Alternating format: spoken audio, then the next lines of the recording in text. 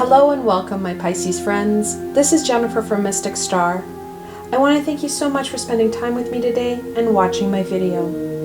This is going to be a group reading for Valentine's Day for my Pisces friends. Well, it should come as no surprise. I'm going to do a love reading. Really, when you look at it, there's only one type of reading you can do for Valentine's Day, and that's a love reading. I'm not really going to focus in on twin flame or soulmate. Rather, I'm going to focus in on this amazing loving energy and how we can use it to strengthen current relationships and to bring in some high vibrational positive relationships into your life. The decks I'm using for this reading are the Crystal Visions Tarot, the Crystal Unicorns Tarot, and then also the Angel Inspiration Oracle. Like always, there are links below to all these fantastic decks. So should they speak to you, you can go check them out for yourselves. All right, my Pisces friends, let's see what the cards have to say. How can my Pisces friends strengthen their current relationships and bring in new positive relationships into their lives?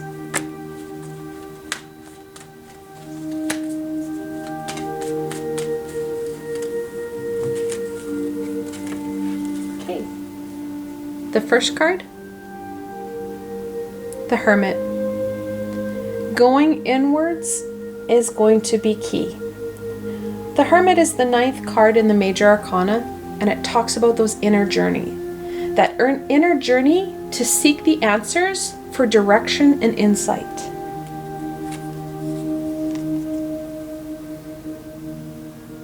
Then we have the Emperor, the 4th card in the Major Arcana, and he talks about structure and stability.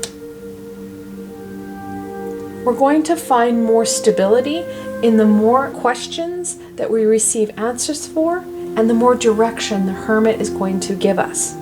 The more we know ourselves, the stronger we're going to feel in who we are and what is going to be for our greater good. And that greater good is what's key here. The King of Pentacles. He's also known as the Midas Touch. The King of Pentacles is all about growth and abundance. Kings are that fully developed personality of their suit. Pentacles, growth and abundance. Hence, the Midas Touch, King Midas. The more we are able to be ourselves and understand ourselves, the higher our vibration. And the higher our vibration, the more we're going to be able to create and manifest in our lives, because we're getting out of our own way, because we understand where it is we want to go.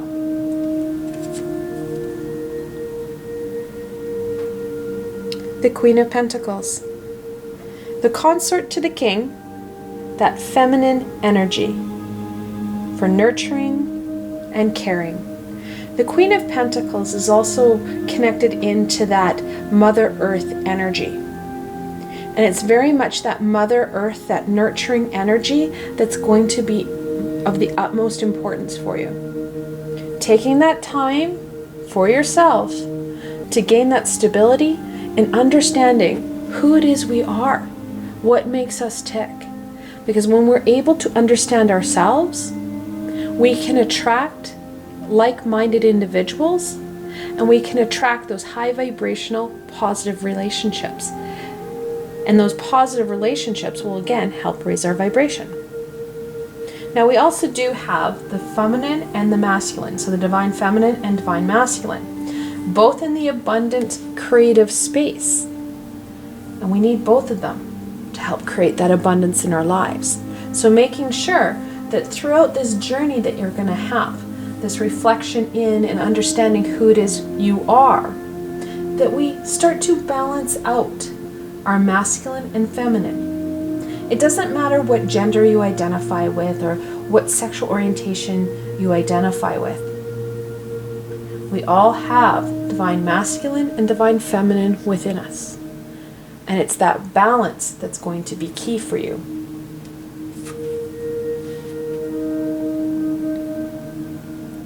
The Five of Wands. Fives are a conflictual number. Wands are about that inner passion. The Five of Wands talks about that conflict between higher self and your ego, which starts to destabilize some of these main characters here. When there's that internal conflict of wits and passion, we start to see the Emperor question his platforms. We see that the King of Pentacles questions his stability and his resolve.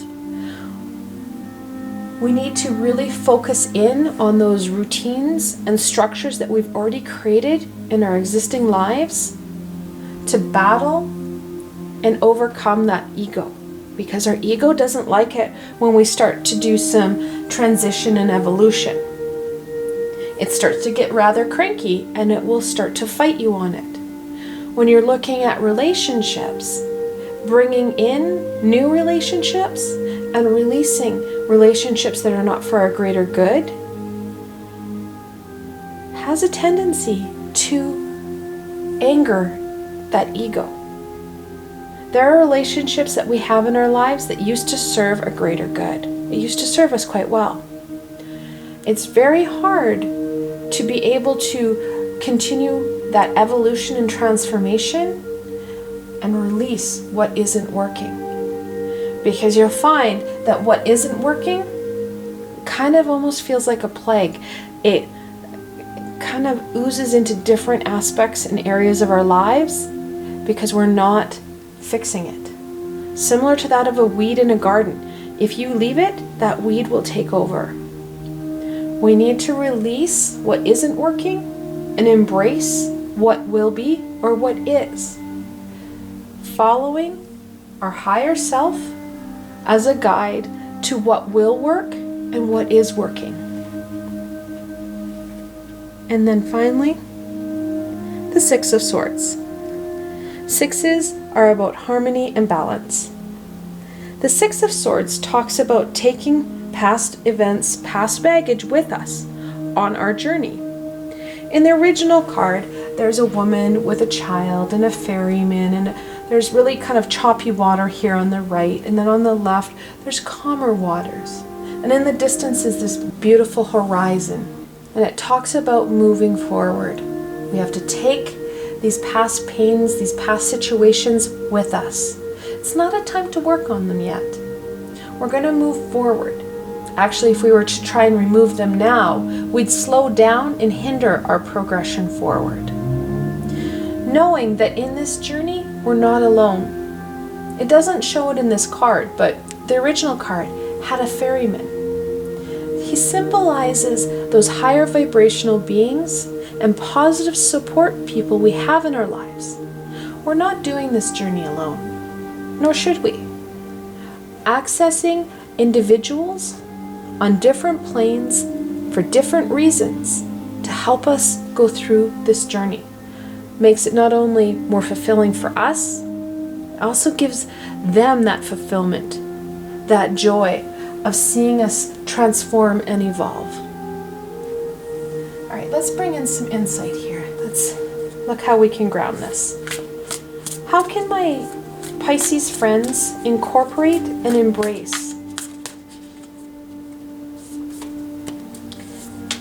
the wisdom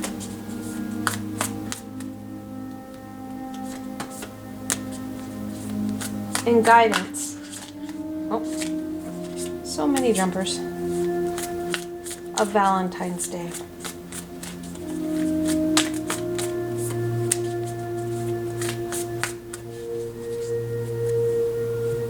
Okay.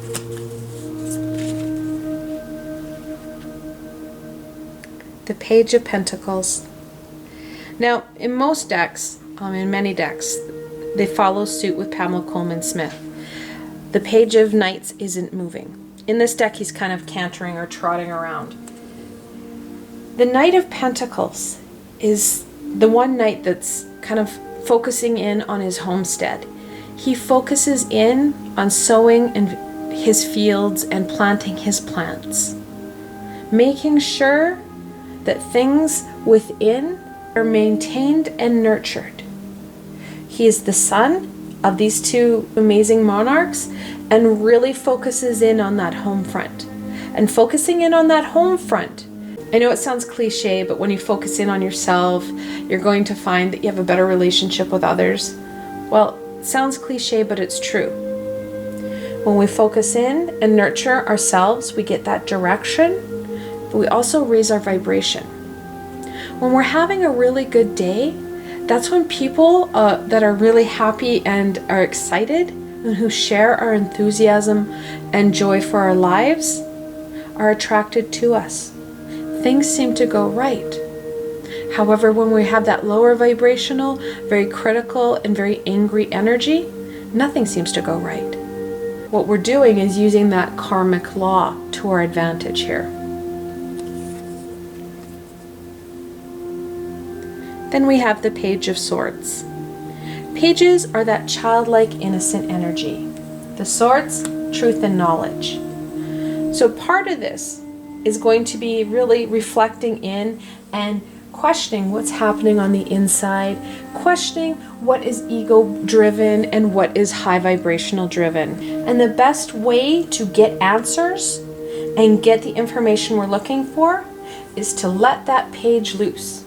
Literally, let your inner toddler out and let it go mad on that ego and on where you want to go. Let it question and interrogate your high vibrational self until it's exhausted. When you start to really question and critically think about things, that's when we're going to find the Hermit at its best. Think of the swords, like the monarch of the swords, so the page, the knight, the king, and the queen, as Vulcans. It's illogical, sir. He needs to find out why it's logical, and the Hermit will help him do that. The Queen of Wands. Whereas her sister is going to help nurture you and help guide you in connecting in with that growth. The Queen of Wands wants to help to ignite that passion. There's one thing about growth and movement, that's fantastic. However, life can get mundane if you don't have that passion. This sister will help to ignite that passion. We need to have our solar plexus functioning so it literally lights everything up and gives it that warmth and that love that you need, that your life needs, so you find that fulfilling energy. The Queen of Wands also adds that sexualized energy to things. When you're looking at an intimate relationship, you really want the Queen of Wands to get your sacral chakra rolling so that you have that intimate connection. She can also hit into that sacral energy to help really bring out that emotional connection to what it is you're going to create and those amazing aspects and pieces that you're going to create. Now we do have double queens. They're the 13th card in the Minor Arcana. When you see that multiple 13, the angels are telling you it's a time to calm your mind so you can receive the intuitive messages and, most importantly, the intuitive ideas that are coming your way. That intuition is going to be key. And then finally, the Six of Wands. Like I said before, sixes are about balance and harmony. The wands are about that inner passion, that inner fire. The Six of Wands, similar to the Six of Swords, are a movement card, pushing yourselves forward, using your courage and determination to light that fire, to really push yourself forward, to put yourself out there, to connect with individuals who you may not have connected with prior, putting yourself out there in ways that you never thought before or you'd been afraid to, finding new and exciting ways through the use of the page to find that fulfillment and connection that you need and so desire. Now we do have double sixes. When you're looking at multiple sixes, the angels are telling you it's a time to balance your thoughts between the physical and spiritual worlds. And that balance like I said up here, is going to be key. When we start to balance our life out and balance our energies, we start to find direction. All right, let's see what else the angels want to add. What further wisdom and guidance can you share with my Pisces friends regarding their relationships and this loving energy?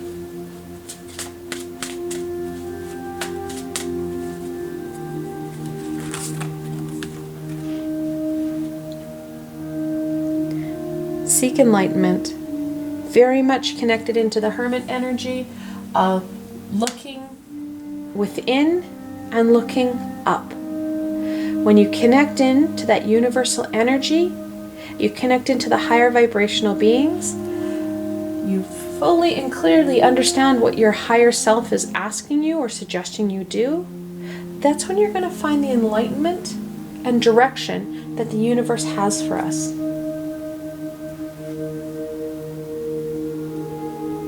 Be accommodating. You're going to have to acknowledge that this is not going to be an easy or quick task. Yes, Valentine's Day is a day. However, this loving energy is always there. We just need to tap into it.